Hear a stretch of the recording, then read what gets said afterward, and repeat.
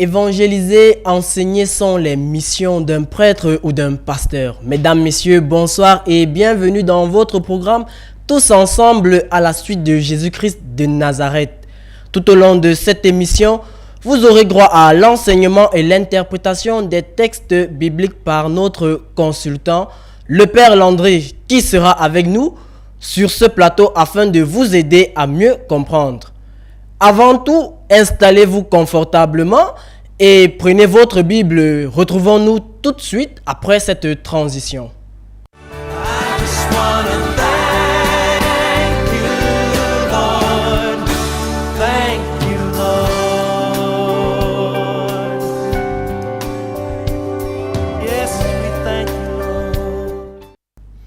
Comme vous le savez, fidèles téléspectateurs de Cam10 TV, bonsoir encore et bienvenue sur Tous ensemble à la suite de Jésus-Christ de Nazareth. Nous sommes avec le Père Landry Marie, prêtre exorciste, qui prend de son temps tous les dimanches pour venir enseigner le peuple de Dieu. Bonsoir mon Père et bienvenue sur ce plateau.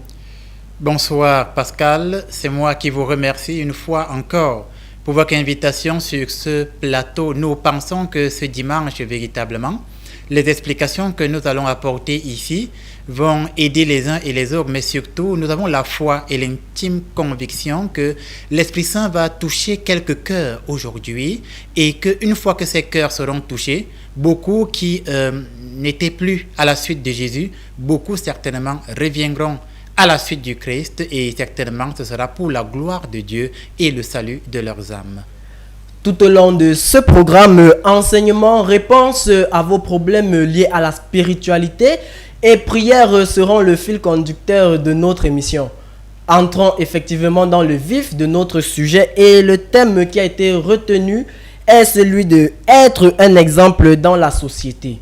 Pour mieux comprendre ce thème, le Père a choisi encore une fois de plus la lettre à Tite, chapitre 2, versets 1 à 15 pour les textes audio ou les textes bibliques qui vont nous aider à mieux comprendre cette thématique. Allons donc ensemble et écoutons la lecture des textes du jour. Épître de Paul à Tite, chapitre 2. Pour toi, dis les choses qui sont conformes à la saine doctrine. Dis que les vieillards doivent être sobres, honnêtes, modérés, saints dans la foi, dans la charité, dans la patience. Dis que les femmes âgées doivent aussi avoir l'extérieur qui convient à la sainteté, n'être ni médisantes, ni abonnées au vin. Qu'elles doivent donner de bonnes instructions dans le but d'apprendre aux jeunes femmes à aimer leurs maris et leurs enfants, à être retenues, chastes, occupées aux soins domestiques, bonnes, soumises à leurs maris, afin que la parole de Dieu ne soit pas blasphémée. Exhorte de même les jeunes gens à être modérés, te montrant toi-même à tous égards un modèle de bonnes œuvres et donnant un enseignement pur, digne, une parole saine, irréprochable, afin que l'adversaire soit confus, n'ayant aucun mal à dire de nous.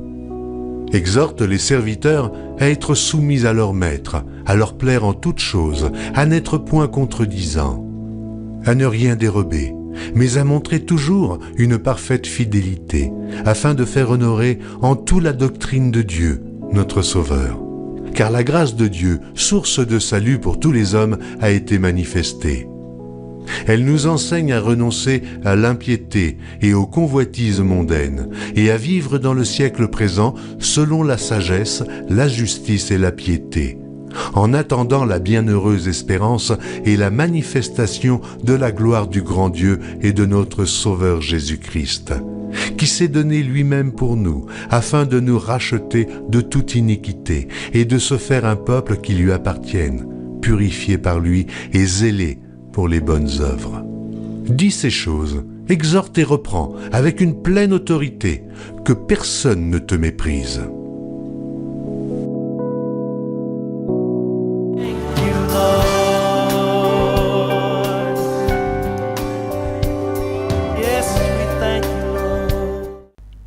Être un exemple dans la société Nous avons écouté la lecture de la lettre à Tite, chapitre 2, versets 1 à 15. Et nous nous rapprochons du Père pour une interprétation de ces textes. Bien, je vous remercie, Pascal, de me passer encore la parole. Vous savez, j'ai comme l'habitude de le dire sur ce plateau, que vous connaîtrez la vérité et c'est la vérité qui vous affranchira. C'est Jean, chapitre 17, verset 17. Et j'aime à me plaire que la vérité, où est-ce qu'on la trouve, c'est 1 Timothée 3,15, l'Église est colonne et appui de la vérité. Et quand on parle donc de l'Église, que va faire l'Église? Éphésiens 5, 25, l'Église est une sainte et sans tache, donc l'Église ne se trompe pas. Et lorsque j'adhère à une Église qui a ce que j'aime appeler le dépôt de la foi apostolique, j'ai le droit de rester fidèle à cette Église. C'est Hébreux 5, 27, ne désertez pas votre propre assemblée. Voilà pourquoi la parole de Dieu est importante. Je sors tout ça pour que les gens comprennent pourquoi la parole de Dieu est importante. Et il y a des ramifications selon les textes bibliques qui nous permettent de rester sûrs que nous sommes sur le bon chemin. Et là, nous avons écouté cet extrait de la lettre à Tite. Évidemment, nous sommes toujours sur la lettre à Tite. Pourquoi? Parce que c'est un petit livre et je pense que la semaine prochaine, nous serons encore sur cette lettre à Tite et ce sera le dernier chapitre. Et dans le chapitre 2 que nous avons écouté, Monsieur Pascal, que se passe-t-il? Dans un premier temps, on écoute l'apôtre Paul, il donne des conseils à Tite. Il continue à donner des conseils, des recommandations, des instructions. Et dans le premier mouvement du texte, il dit ceci: tu vas rappeler aux personnes âgées que ces personnes âgées-là, ils doivent être des exemples, ils doivent être sobres. Ça, c'est très important. Paul dit à son fils Tite, annonce aux personnes âgées de demeurer sobres. Pourquoi? Parce que la sobriété tient une place prépondérante dans la société. Si je ne suis pas sobre, comment vais-je pouvoir être un exemple? Et si je ne suis pas un exemple, on ne m'écoute pas, donc je suis quelqu'un qui ne gagne pas le respect des autres. Donc être sobre, au sens de Paul, c'est justement éviter de se retrouver dans des situations de souillure. Et ces situations de souillure passent par, on va dire comme ça, la conservation à la fois de son corps, la conservation de ses enseignements. D'ailleurs, chez nous en Afrique, ici, une personne âgée est considérée comme une sorte de bibliothèque. Voilà. Et je ne peux donc pas être une bibliothèque si je ne préserve pas ma connaissance. Voilà. Et je vais prendre un exemple. Comment vais-je préserver ma connaissance si déjà dans ma famille, je suis un papa, je suis une maman, je m'en vais boire et je perds le contrôle de mon corps, c'est-à-dire je me mets en état d'ébriété et quelque part, on me ramasse dans le caniveau. Et j'aime toujours à dire, un homme qui boit, c'est laid. Une femme qui boit, c'est encore plus laid. Moi, j'aime à le dire. Justement, donc, mon père, oui. Paul déconseille aux femmes la médisance, l'alcool. Oui, tout à fait. Et vous avez bien fait de le noter parce que toujours dans le premier mouvement de ce texte, lorsque Paul finit de parler donc aux personnes âgées, aux hommes, il va justement s'adresser aussi aux femmes âgées. Et vous l'avez dit, et là je vais lire l'extrait biblique que j'ai dans la main afin que nos téléspectateurs suivent le rythme. Quand il parle des femmes, que va dire Paul? Et voici ce qu'il dit. Que les femmes d'âge mûr aient une conduite digne de saintes personnes, ni médisance, ni esclavage d'alcool, qu'elles soient de bons conseils, ainsi elles apprendront aux plus jeunes à bien faire, à être équilibrées, à aimer leurs maris et leurs enfants, à être prudentes, etc., etc. Je m'arrête à ce niveau. Paul est en train de dire que les mamans âgées d'un certain âge, et quand il parle d'un certain âge, c'est à la fois l'âge psychologique et l'âge, on va dire, physique, il est en train de dire que ces mamans-là, elles doivent être de bons conseils. Elles ne doivent pas être esclaves d'alcool. Et donc, comme je disais, une femme qui boit, c'est encore plus laid. Comment va-t-elle tenir son foyer si déjà elle n'arrive pas à prendre soin de son corps? Comment va-t-elle tenir sa postérité, c'est-à-dire ses enfants, si elle n'arrive pas à prendre soin de ce que Dieu lui a donné? Ça veut dire son être tout entier. Et Paul est en train de remarquer qu'il y a un poids particulier sur la femme. Qu'est-ce qu'elle va faire? Non seulement elle doit être de bons conseils, je le disais tout à l'heure, mais il dit qu'elle doit transmettre certaines valeurs aux jeunes filles et ces valeurs consistent à lui apprendre à respecter et à aimer son mari. Alors, comment une femme qui est médisante va-t-elle apprendre à sa fille à ne pas faire dans la médisance? Cela ne se peut pas. C'est une contradiction. On appelle ça un contre-témoignage. Je ne peux donc pas, moi, être une femme et je passe le temps à médire. Toutes les femmes qui m'écoutent et qui ont l'habitude de médire, on va dire comme ça, sur le frère du mari, sur la sœur du mari, ont l'habitude de médire sur la voisine, ont l'habitude de médire sur le collègue du travail, ont l'habitude de médire même sur leur propre frère et leur propre sœur, vous faites mal. C'est ce que Paul est en train de dire aujourd'hui. Et une bonne femme ne passe pas le temps à médire. Et médire encore ici, c'est ce que le droit va appeler la diffamation. Et dans un langage plus trivial, on va appeler ça, ou un langage familier, on va appeler ça le Congossa. Vous comprenez?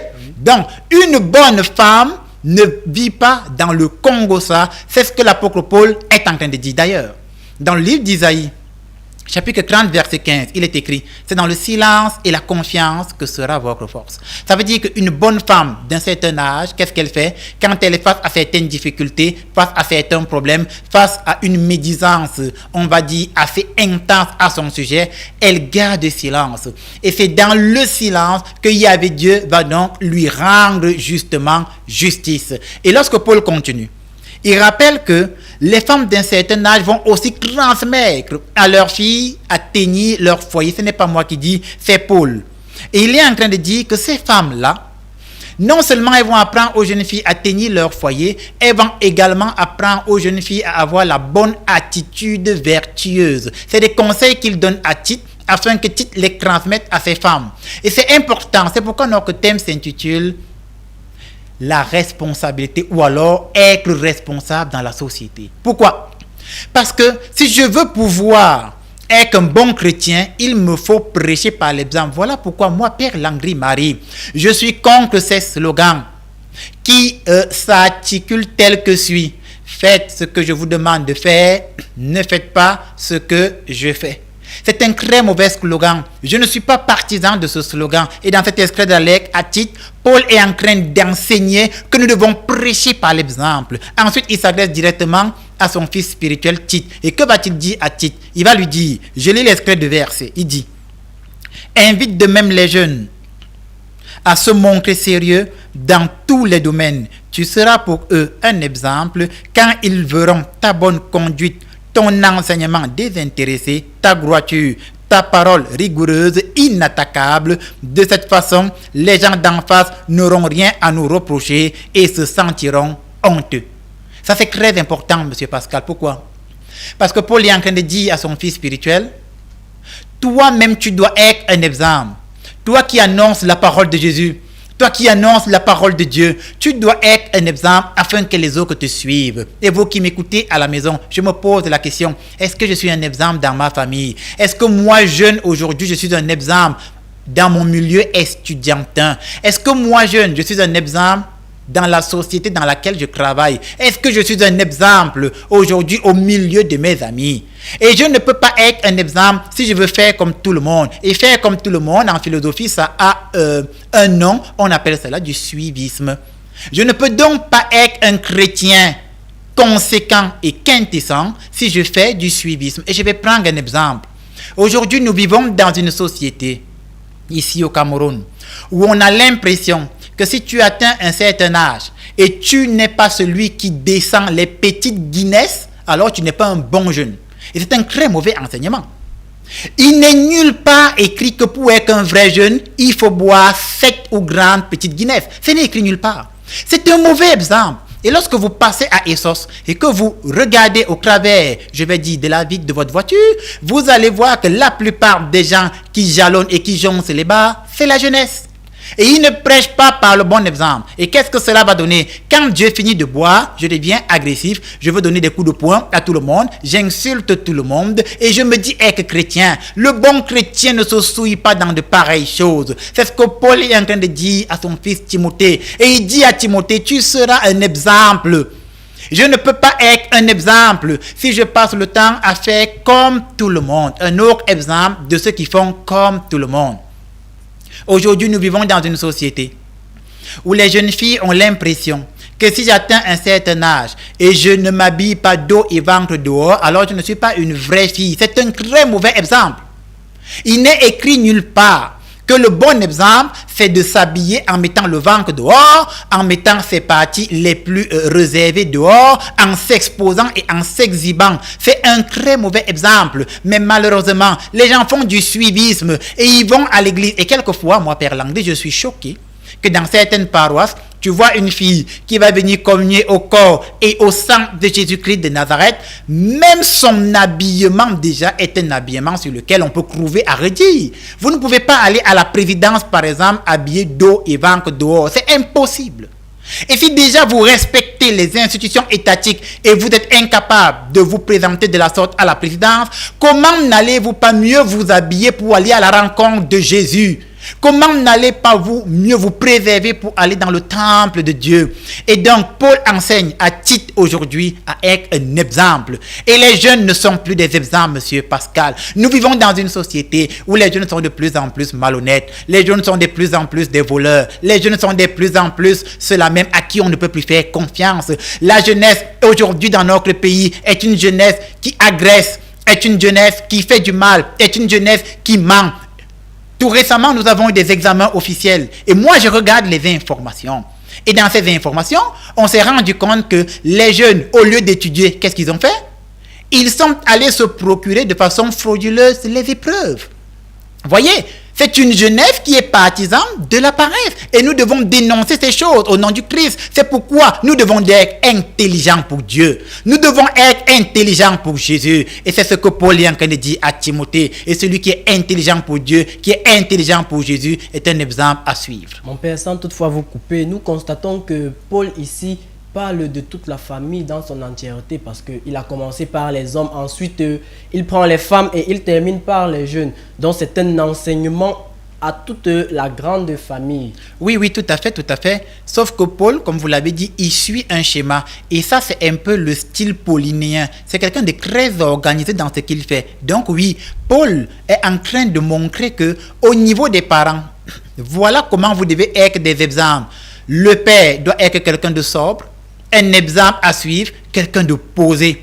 La mère doit aussi être une femme sobre qui prend soin d'elle, qui transmet des valeurs à ses filles, comme respecter et aimer son mari. Maintenant, il parle aux enfants, effectivement, c'est le style paulinéen, et il rappelle que les enfants doivent prendre exemple sur les vrais et les bons serviteurs. Et donc, il enseigne à son fils spirituel que tu dois devenir un exemple pour cette jeunesse qui se perd, afin que toute une famille prenne exemple sur la parole de Dieu. Et toi, Tite, tu dois être le prototype, l'archétype de l'incarnation de la parole de Dieu vivante. Ça, c'est important. Nous vivons dans une société où les hommes de Dieu ne sont plus les prototypes de l'incarnation de la parole de Dieu. Nous vivons dans une société où aujourd'hui, tu invites un homme de Dieu chez toi, c'est lui qui drague ta femme, c'est lui qui fait la cour à ta femme, c'est lui qui commence à avoir une relation extra-conjugale avec ta femme. Et ça, c'est des réalités. Et lorsque je suis ce genre d'homme de Dieu, je ne suis plus un exemple. Nous vivons dans une société où les hommes de Dieu aujourd'hui, tu les invites chez eux, ce sont eux encore qui vont détourner les jeunes filles de la maison et qui vont enfanter les filles de la maison, monsieur Pascal. C'est notre société aujourd'hui. Et nous devons être intelligents pour Jésus et dénoncer ces choses. Et Paul est en train de dire à Tite, tu ne dois pas être ainsi. Quand on te regarde, on doit voir en toi, mon fils spirituel, l'incarnation de la parole de Jésus, une prédisposition à faire le bien. Et cette prédisposition à faire le bien, Aristote, en philosophie antique, va l'appeler la vertu. Un homme de Dieu digne de ce nom est un homme vertueux, monsieur Pascal. Et c'est ce que Paul est en train de décrire. Toute la question que nous devons nous poser à la maison, est-ce que nous sommes des jeunes exemplaires? Est-ce que nous sommes des jeunes qui sont des repères? Est-ce que nous sommes des jeunes sur lesquels repose l'Esprit de Dieu? Et si vous êtes de cette catégorie de jeunes qui agissent très mal et qui se comportent très mal, il est question pour vous, au moment où je vous parle, de changer. Romains 10, 17, la foi vient de ce qu'on entend, et ce qu'on entend vient de la parole de Jésus-Christ de Nazareth. Mon père, vous nous rappelez de temps en temps que l'interprétation de la parole de Dieu est délicate des fois. Alors, pouvez-vous nous aider à mieux comprendre le dernier verset de notre lecture? Alors, si on veut s'attarder sur le dernier paragraphe de cette lecture, dans le premier moment du dernier paragraphe, Paul s'adresse à ceux qui sont au service.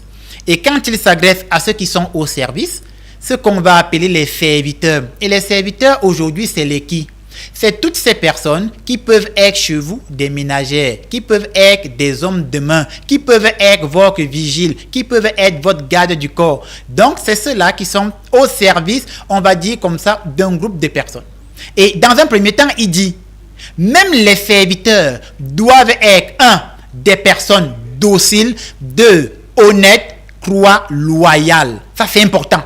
Donc, Paul est en train de véhiculer un message dans le dernier paragraphe, dans un premier moment. Si je suis au service de certaines personnes dans une maison, je dois faire preuve d'honnêteté, je dois faire preuve de soumission, je dois faire preuve de loyalisme. Et aujourd'hui, malheureusement, ce sont ces serviteurs qui apportent parfois les querelles dans les maisons.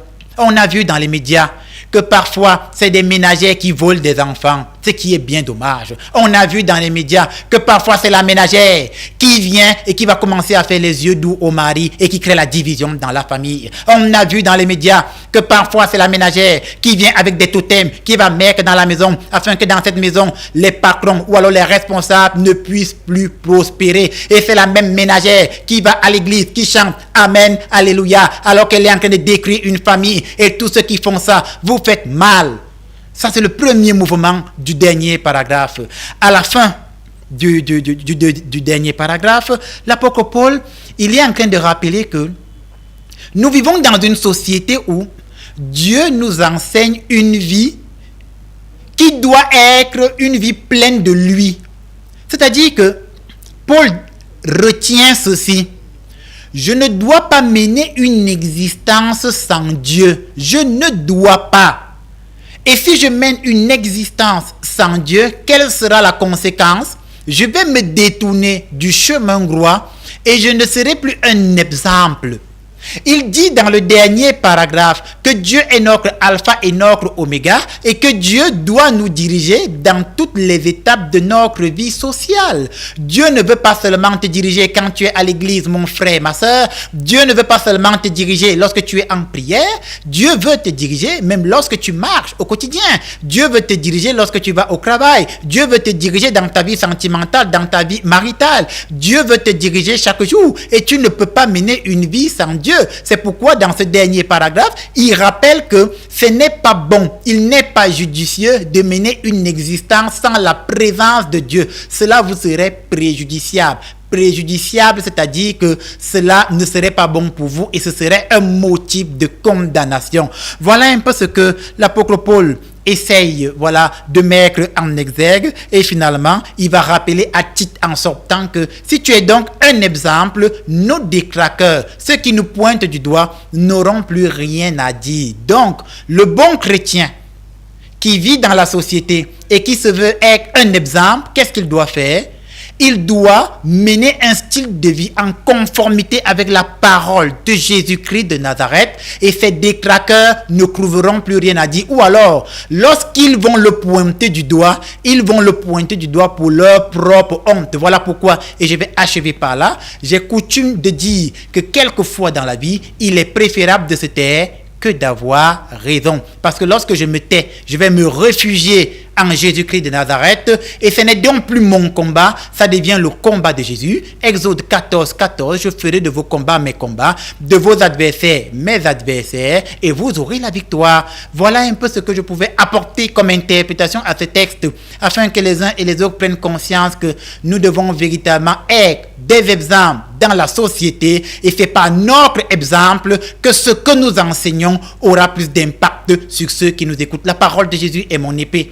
La parole de Jésus est ma flamme. Je prie que cette parole de Jésus devienne pour vous une épée, une flamme et que tous vous vous mettiez à la suite de Jésus-Christ de Nazareth.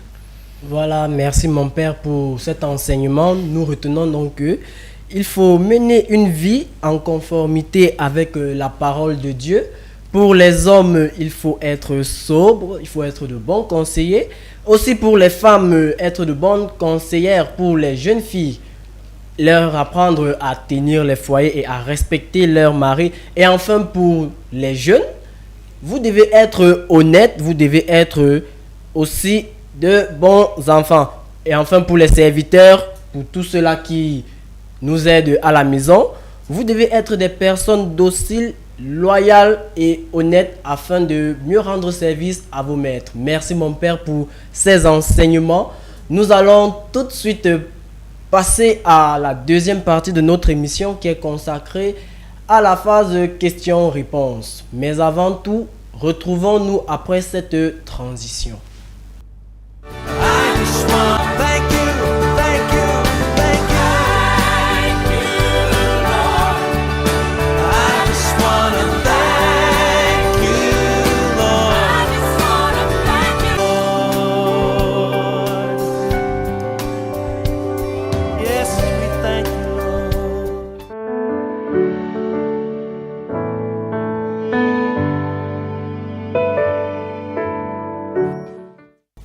Chers amis internautes, bonjour. C'est une bonne nouvelle pour nous de nous retrouver une fois de plus. Aujourd'hui, nous allons parler du problème des totems. Et le problème des totems est une problématique qu'on retrouve beaucoup dans les pays tiers-mondistes, je vais dire en Afrique, au Cameroun, un peu partout dans d'autres pays. Et c'est des problèmes réels par lesquels beaucoup de familles passent. Alors, qu'est-ce qu'un totem? Un totem, ce sera un objet que les sorciers, les maîtres ténébreux, les maîtres mystiques et même certains magiciens vont charger d'une énergie négative. Et une fois qu'ils vont charger ce totem de cette énergie négative, ce totem va émettre dans un premier temps une sorte de rayonnement. On peut l'enterrer quelque part dans la cour de votre maison, quelque part dans les fondations de votre maison, quelque part sur votre terrain, un terrain que vous venez d'acheter, et ce totem va émettre des rayonnements. Et les rayonnements auront pour objectif toujours soit de vous ralentir, soit de vous détruire, soit de vous faire d'aller d'échec en échec. Ça, c'est le totem. Le totem a aussi cette faculté, en fonction du mysticisme ténébreux avec lequel on l'a chargé, il a aussi cette aptitude parfois de se métamorphoser en animal. Voilà pourquoi dans certaines familles, le totem va devenir une sorte de serpent mystique.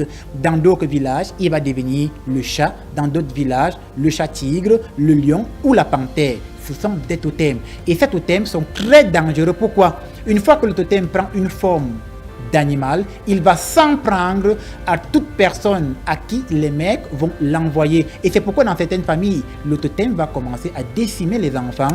Et dans cette famille, on va se rendre compte que soit ce sont les garçons qui meurent vite, soit ce sont les filles qui meurent vite, soit c'est les personnes âgées qui n'arrivent pas à faire certaines choses et qui meurent brutalement, soit par accident, etc., etc. Lorsque vous avez affaire à ce genre de situation, il vous faut automatiquement faire exorciser votre maison ou votre camp. Pourquoi? Parce que tant que le totem n'a pas été détruit, n'a pas été brisé, ou alors que l'objet qui symbolise ce totem n'a pas été anéanti, ce totem continue à agir contre vous et contre la totalité de votre famille. Voilà pourquoi il sera important pour vous de faire exorciser votre maison ou votre terrain et que le prêtre, l'exorciste, brise et détruise ce totem et que cette influence cesse. Voilà, chers amis internautes, ce que je pouvais partager avec vous sur la question des totems. Et si vous avez aimé ces enseignements, ne manquez pas à vous abonner sur ma page Facebook ou sur ma chaîne YouTube. Et si vous avez des gens qui sont accablés par des totems, ne manquez pas de les inviter eux aussi à venir écouter ces enseignements afin que ça puisse leur être profitable. D'ici là, portez-vous bien et on se dit à la prochaine.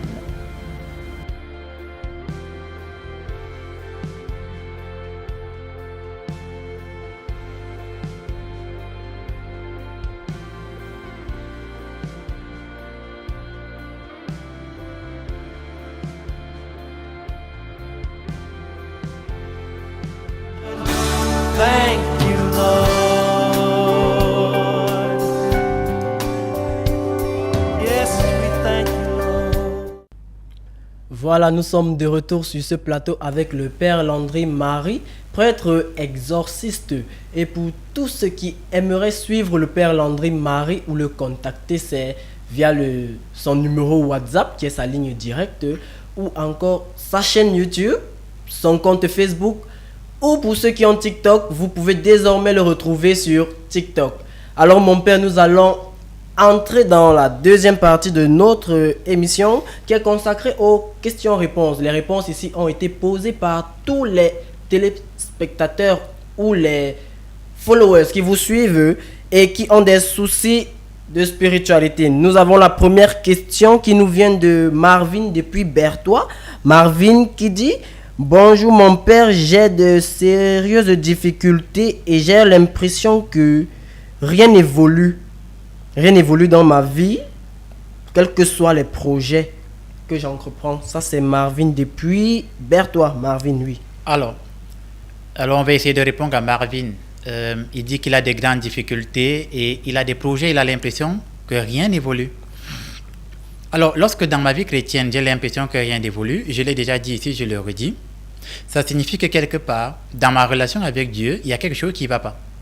Parce que si rien n'évolue dans mes projets, dans tout ce que j'entreprends, dans tout ce que je suis en train d'implanter et d'implémenter, si tout ce que j'entreprends n'évolue pas, c'est que quelque part, il y a une bénédiction de Dieu qui est absente de ma vie. Pourquoi? Parce que Dieu ne veut que bénir ses enfants. Dieu ne veut que élever ses enfants. Yahvé Dieu veille sur ses enfants. Yahvé Dieu protège ses enfants. Et quand il te bénit, il multiplie ce que tu entreprends. Maintenant, si toi-même, tu n'as pas une bonne relation avec Dieu, comment la bénédiction de Dieu va-t-elle te toucher? Question. Est-ce que tu mènes une vraie vie chrétienne, Marvin? Qu'est-ce que j'en sais? Est-ce que tu es l'homme d'une femme? Point d'interrogation. Est-ce que tu es honnête avec l'argent? Point d'interrogation. Est-ce que tu es quelqu'un qui scrute la parole de Dieu? Point d'interrogation. Est-ce que tu es quelqu'un qui écoute la parole de Jésus et la met en pratique? Point d'interrogation. Autant d'interrogations auxquelles nous n'avons pas de questions. Et si ces questions que je viens de poser, tu te reconnais comme étant quelqu'un qui ne mène pas une vraie et une bonne vie chrétienne, c'est normal que tes projets n'évoluent pas. Parce que comment Dieu va-t-il bénir quelqu'un qui ne le respecte pas? Comment Yahvé Dieu va-t-il élever quelqu'un qui ne croit pas en lui? Comment le Christ va-t-il venir à la rencontre de quelqu'un qui ne l'appelle pas? Rappelez-vous le début des évangiles de Jean. Jésus n'a pu faire des miracles aux noces de Cana que parce qu'il y a été invité. Et donc si tu invites Jésus dans ta vie, il y a des choses qui vont bouger. Et ça, on le retrouve dans Apocalypse 3:20. Il est écrit: voici, je me tiens à la porte et je frappe. Si l'un d'entre vous entend ma voix et ouvre, j'entrerai pour dîner, lui près de moi et moi près de lui. Jésus se tient à la porte de ton cœur, de ta vie. Il frappe. Qu'est-ce que tu vas faire? Est-ce que tu vas lui ouvrir? Et quelquefois, nous lui maintenons la porte fermée et donc on ne peut pas recevoir les bénédictions de Dieu. Donc Marvin, remets-toi en question, mets-toi à la suite de Jésus en esprit et en vérité, commence à prier véritablement et c'est l'Esprit Saint lui-même qui descendra et qui viendra accomplir des miracles dans ta vie. D'ici là, sois béni et que Dieu t'ouvre les portes qui étaient fermées. Une question de Joseph. Bonsoir mon père, j'ai trop de problèmes dans ma vie. L'argent n'est pas un problème pour moi, mais je ne fais rien avec cet argent. C'est monsieur Joseph qui vous écrit depuis Yaoundé. Alors monsieur Joseph, il dit qu'il a beaucoup de problèmes. Il a beaucoup d'argent. Oui. Et maintenant, il n'arrive pas à réaliser des projets avec cet argent. Alors, il dit que l'argent n'est pas un problème pour lui. Voilà, donc il a, on va dire comme ça, il a l'argent, c'est-à-dire il ne manque pas du minimum, Oui. mais il n'arrive pas à faire quelque chose de concret avec. C'est simple. C'est deux cas de figure. Je n'en vois pas trois. Premier cas de figure, vous ne payez pas votre dîme. Malachie chapitre 3 à partir du verset 8. Yahvé parle, il dit: voici, vous me trompez au travers des dîmes et vous dites où t'avons-nous trompé, et moi je dis vous m'avez trompé à travers les dîmes. Payez vos dîmes, amenez à la maison de trésor vos dîmes et vous verrez si je n'ouvre pas les écluses des cieux en votre faveur, etc. etc. C'est Yahvé Dieu qui parle. Et si je ne paye pas ma dîme, même si j'ai de l'argent, cet argent ne me permettra pas de réaliser quelque chose de précis et de concret. Deuxième cas de figure, l'origine de votre argent est ésotérique et mystique. Je ne vois pas un troisième cas de figure. Parce que si c'est un argent propre qui vient de la part de Yahvé Dieu et que je paye ma dîme, je vais faire quelque chose de concret et ça va m'aider à grandir, à évoluer. Maintenant, si j'ai un porte-monnaie magique et que chaque soir le porte-monnaie magique me produit 500 000 francs, je ne vais rien faire avec cet argent. Si je suis dans un cercle ésotérique et que dans ce cercle ésotérique, on m'a fait, on va dire comme ça, sacrifier un membre de ma famille et qu'aujourd'hui le retour c'est que j'ai de l'argent, je ne vais rien faire de concret avec cet argent.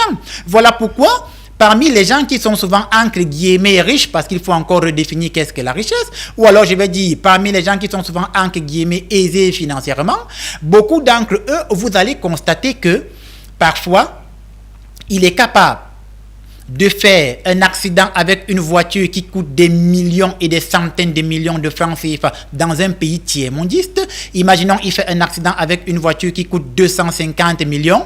Avant la fin de la semaine, il a acheté la même voiture. Il prend l'argent où? Il prend l'argent où? L'origine de son argent est douteux, que les choses soient claires, voyez? Et il peut faire l'accident chaque semaine avec la même voiture et il va acheter la même voiture à un prix aussi exorbitant. On a l'impression que son argent ne finit pas. Mais il n'accomplit rien de spécifique avec cet argent dans l'ordre du développement et on va dire du salut de la famille. Voyez, ça veut dire que l'origine de son argent est douteuse. Donc, ou tu ne payes pas ta dîme, monsieur Joseph, ou alors l'origine de ton argent est douteuse. Qu'est-ce que j'en sais? Moi, je n'en sais rien. J'espère juste que ton argent est propre, que Dieu te bénisse et j'espère que cette réponse t'aidera à te retrouver. Mon père, il y a tellement de questions et nous allons prendre la troisième question qui nous vient de Lionel. Bonsoir mon père, quand je suis avec une fille, je commence à lui faire les problèmes à toute heure et constamment. Je ne sais pas ce qui se passe, c'est Lionel. Alors, monsieur Lionel, pour moi, c'est pas compliqué. Quand il dit qu'il avait une fille, j'imagine sa fiancée, ou alors qu'il essaie une relation sentimentale, il dit qu'il commence à faire les problèmes à la fille. C'est très simple. Il manque de maturité. Vous manquez de maturité. Si tu te mets dans une relation sentimentale dans le but du mariage chrétien et que chaque fois que tu te mets en relation avec une fille, qu'est-ce que tu fais? Tu commences à lui créer des problèmes du jour au lendemain, à tout temps et en tout lieu, c'est que tu manques de maturité tout simplement. Et qu'est-ce qu'il faut faire? Il te faut commencer à poser des actes de maturité. Et les actes de maturité, malheureusement, il n'y a pas une école où on les enseigne, ça ne vient qu'avec le temps. C'est ce qu'on appelle l'expérience. Maintenant, qu'est-ce que tu peux faire? Tu peux te rapprocher d'un homme marié, un homme qui a déjà une certaine, on va dire comment, qui a déjà une certaine stabilité de vie matrimoniale. Tu vas vers lui et tu prends conseil. Parce qu'un homme qui est marié depuis 10 ans et ça fait 10 ans qu'il vit avec sa femme et le couple est stable, il y a une expérience de maturité sentimentale que lui il a et que toi tu n'as pas. Tu vas vers ce genre de personne et si encore c'est un chrétien, alors c'est encore tant mieux. Il te donnera des astuces afin que tu grandisses et que tu deviennes mature et que tu arrêtes de prendre des décisions qui demain te seront préjudiciables. D'ici là, porte-toi bien et que Dieu te bénisse. Et mon père, ne pensez-vous pas que Lionel pourrait aussi avoir un problème d'ordre spirituel, ou de telle sorte que quand il est avec une femme, il y a un esprit qui le dérange afin de ne pas avoir cette paix-là avec la femme? Alors, est-ce que Lionel ne peut pas avoir un problème d'ordre spirituel? C'est une possibilité, mais très infime. Pourquoi? Parce qu'aujourd'hui, nous vivons dans une société où les gens sont d'une superstition hyperbolique. Je vais expliquer. Ça veut dire que les gens commencent tellement à voir le mal partout et ils vont, on va dire, exagérer cette vision du mal partout. Du coup, même quelqu'un qui a un sale caractère aujourd'hui, dans une relation, il va dire c'est le démon, c'est le diable, c'est le Satan, alors que c'est lui. Alors que c'est lui qui a un sale caractère. Aujourd'hui, même une fille qui ne sait pas préparer, qui ne sait plus préparer. J'avais un ami qui disait que aujourd'hui tu as des jeunes filles, elles arrivent à brûler l'eau. En France, il disait elle crame l'eau, elle brûle l'eau pour dire qu'elle ne peut même pas faire chauffer de l'eau sans faire une boude. Aujourd'hui, même une jeune fille qui n'arrive pas à cuisiner parce qu'elle n'a pas appris à cuisiner, parce que lorsque sa mère voulait lui enseigner à cuisiner, elle était sur TikTok.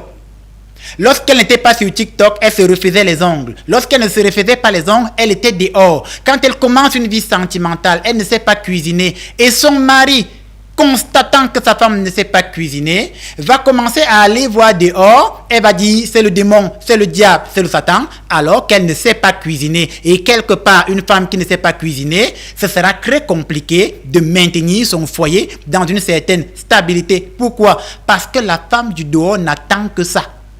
Et dès qu'elle constate que tu ne sais pas cuisiner, elle va faire un bon plat de bongo chobi à ton homme, et bien c'est fini, le mariage part en vrille, voyez. Donc je ne veux pas déjà que notre téléspectateur commence déjà à dire il a un problème mystique. Il l'a dit, je crée des problèmes aux filles avec lesquelles je suis. Ça veut dire que c'est lui le problème.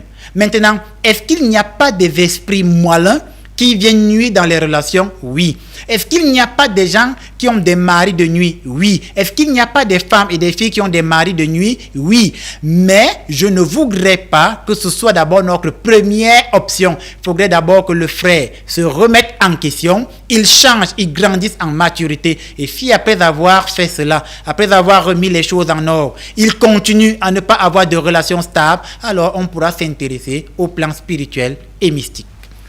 Comme je l'ai dit à l'entame de cette émission, un prêtre ou un pasteur, c'est d'abord un enseignant. Alors, j'espère que Lionel a été enseigné par le Père Landry sur cet aspect. Mon Père, nous allons prendre une autre question qui nous vient d'Aios. Lui, Aios, il s'appelle le Amos. Le Amos qui vient d'Aios. Alors, mon Père, j'ai une fiancée qui a des problèmes avec l'alcool. Que faire? Ça nous pose beaucoup de problèmes. C'est ce que dit Amos depuis Aios. C'est très curieux parce que justement nous avons lu la lettre à Tite, non?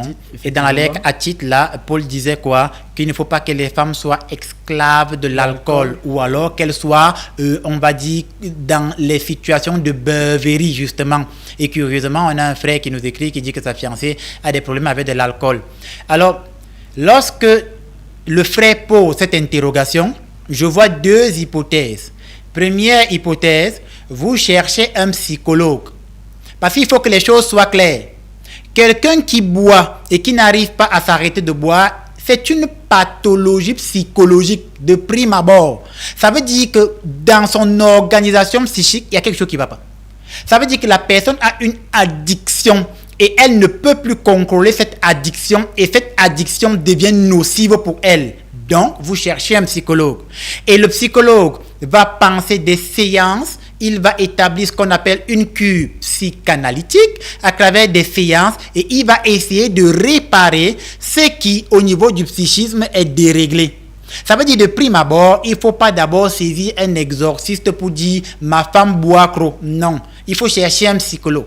Maintenant, si le psychologue a joué son rôle, et qu'elle continue de boire alors que le psychologue a tout fait sur le plan de la psychologie générale et de la psychanalyse, alors là, on peut s'intéresser à la réalité spirituelle et mystique. Donc, première chose, vous cherchez un psychologue, quelqu'un qui va essayer d'aider sur le plan psychique ta fiancée.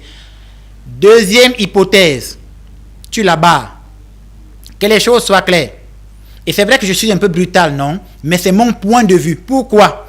Parce que tu ne peux pas vivre longtemps avec une femme qui n'arrive pas à se maîtriser avec l'alcool.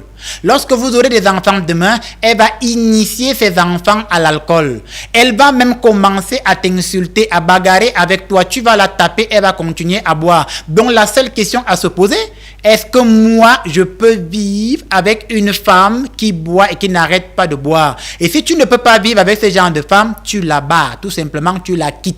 Et rentre en famille. Ou alors, tu décides de l'accepter avec sa pathologie, tu supportes les conséquences et tu ne te plains pas. Voilà quelques pistes d'orientation et c'est à toi de choisir. Et moi, Père Landry-Marie, je ne choisirai pas pour toi. C'est toi qui décides de ce que tu feras. D'ici là, que Dieu te donne le discernement de prendre la bonne décision. Et si tu dois cheminer avec ta fiancée, vous continuez. Si tu ne dois pas, vous vous séparez. En tout cas, l'apôtre Paul dit, tout ce que vous faites, faites-le pour la gloire de Dieu. Avant de conclure, mon Père, nous allons prendre cette dernière question. Mon Père, entre Dieu et Jésus, qui doit-on prier? C'est une question de Joël. Mais alors, entre Dieu et Jésus, qui doit-on prier? En tout cas, pour nous les chrétiens, non? Pour nous qui sommes chrétiens, nous croyons que Dieu est trinitaire. Ça veut dire que nous pensons et nous croyons que, et d'ailleurs il y a des traces de la Trinité dans la Bible, nous pensons que Dieu est Père, il est Fils et il est Esprit Saint. En même temps, il est une seule entité. Maintenant, qui doit-on prier? On prie Dieu le Père, on prie Jésus, on prie l'Esprit Saint. Ça pose problème avec ceux qui sont contre la doctrine trinitaire, mais ceux qui sont contre la doctrine trinitaire ne sont pas des chrétiens à notre sens, à nous. Et je vais expliquer. Alors, il faut savoir que Dieu et Jésus sont deux personnes distinctes. Là, on entre dans ce qu'on appelle la théologie trinitaire. Dieu et Jésus, c'est deux personnes distinctes. Maintenant, Dieu est de nature divine et Jésus est engendré par Dieu. Le Fils n'est pas le Père n'est pas le Fils, mais le Père a donné au Fils la même nature que lui, c'est-à-dire la nature divine. Si demain, moi, Père Landry-Marie, j'ai un enfant, mon enfant ne sera pas moi et moi, je ne suis pas mon enfant, mais je transmets à mon enfant la nature humaine. Ça veut dire que mon enfant et moi, nous sommes des êtres humains. C'est pareil pour Jésus et Dieu. Dieu a transmis à son Fils qu'il a engendré la nature divine. Donc, Jésus est Dieu, mais il n'est pas Dieu en ce sens qu'il est Dieu le Père. Il est l'engendrement de Dieu le Père, la manifestation de Dieu le Père en Fils, tout en conservant la même nature divine. Donc, je prie Dieu, je prie Jésus, ça veut dire que je prie la même entité. Je prie l'Esprit Saint, ça signifie que je prie la même entité. Peut-être un jour sur ce plateau, nous aurons l'occasion de parler de la Trinité, peut-être. Et quand on parle de la Trinité en théologie, on la compare, ou alors cela va de pair avec ce qu'on appelle la pneumatologie, c'est-à-dire l'étude de l'Esprit Saint. Voilà ce que je pouvais dire à ce sujet. Voilà, merci mon père. Nous sommes arrivés au terme de cette partie consacrée aux questions-réponses. Et je rappelle à tous les téléspectateurs et tous ceux qui suivent les activités du père Landry que vous pouvez rencontrer le père les mardis et jeudis dès 10h dans son bureau du côté de Siméon. Pour vous qui avez des problèmes liés à la spiritualité, des problèmes d'exorcisme, le père Landry Marie est un spécialiste en exorcisme. C'est un prêtre exorciste, je vous le rappelle. Alors mon père, nous allons directement passer à la phase intercession, celle-là qui est consacrée à la prière pour tous les malades, les nécessiteux, pour tous ceux qui ont des problèmes à caractère spirituel et tous ceux qui n'arrivent pas à trouver solution à leur maladie dans les différents hôpitaux ou ceux qui ont des problèmes de sécheresse financière. Alors mon père, je vous invite à implorer le très haut afin de déposer une bénédiction sur toutes ces personnes. Très bien, chers amis téléspectateurs, nous baissons les yeux, nous concentrons et nous prions. Seigneur Dieu, je prie pour toutes les personnes qui ont regardé ce programme, toutes les personnes qui sont frappées et accablées par les forces ténébreuses et mystiques. De prime abord, Seigneur, je prie contre toutes les personnes chez qui on a déposé des totems dans leur maison, que par le nom et la puissance du Saint-Esprit, toute influence des totems dans votre vie soit brisée au nom de Jésus-Christ de Nazareth. Père éternel, je prie pour toutes ces personnes sur qui on a jeté des voiles mystiques, de telle sorte que tout ce qu'ils entreprennent ne porte pas du fruit, que par le nom de Jésus-Christ, ces voiles mystiques soient déchirées maintenant au nom du Père et du Fils et du Saint-Esprit. Père éternel, je prie pour toutes ces personnes qui regardent ce programme, mais derrière qui on a lancé des esprits de mort, de telle sorte que ces esprits de mort frappent la famille de génération en génération, que par le nom de Jésus-Christ de Nazareth, toute influence, toute autorité d'un esprit de mort dans votre famille soit révoquée au nom de Jésus-Christ de Nazareth. Père éternel, je prie pour toutes ces personnes qui ont des maladies incurables qu'on a détectées au niveau du sang, au niveau des os, au niveau même du cerveau, au niveau des organes génitaux, que par la puissance même du Saint-Esprit, toute influence d'une maladie incurable soit annulée, soit révoquée et que la guérison vous soit à nouveau donnée au nom de Jésus-Christ de Nazareth. Père éternel, je prie pour ceux qui ont regardé cette émission et qui ont des vers mystiques au niveau du ventre,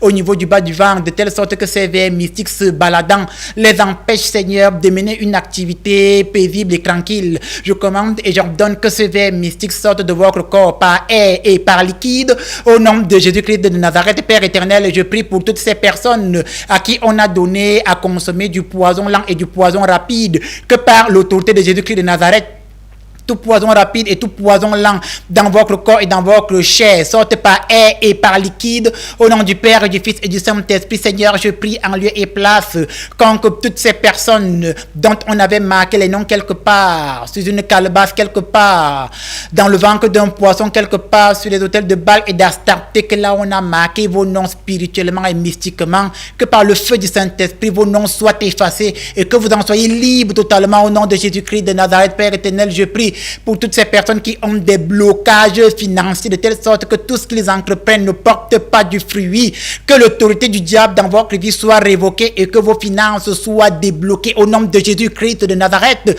Seigneur Jésus, enfin je prie pour tous ceux qui nous aident à réaliser et à accomplir cette émission, toute l'équipe technique derrière, que par le nom de Jésus-Christ de Nazareth, eux aussi soient bénis et que ce qui ne les arrivait plus de bien commence à nouveau à leur arriver au nom de Jésus-Christ de Nazareth.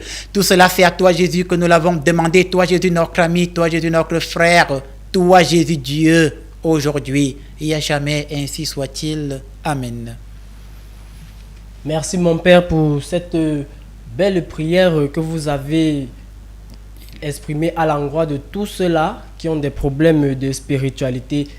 Fidèles téléspectateurs de Camdis TV, c'est ici que s'achève cette émission qui avait pour thème être un exemple dans la société. Nous avons pu épiloguer ou alors nous avons pu comprendre ce thème grâce aux enseignements du Père Landry Marie qui est un prêtre exorciste. Nous vous disons donc à la semaine prochaine pour une nouvelle thématique. Nous remercions toutes les équipes en cabine technique pour la réalisation de ce programme. Sur ce, restez connectés et regardez toujours Camdis TV. À la semaine prochaine et que Dieu vous bénisse.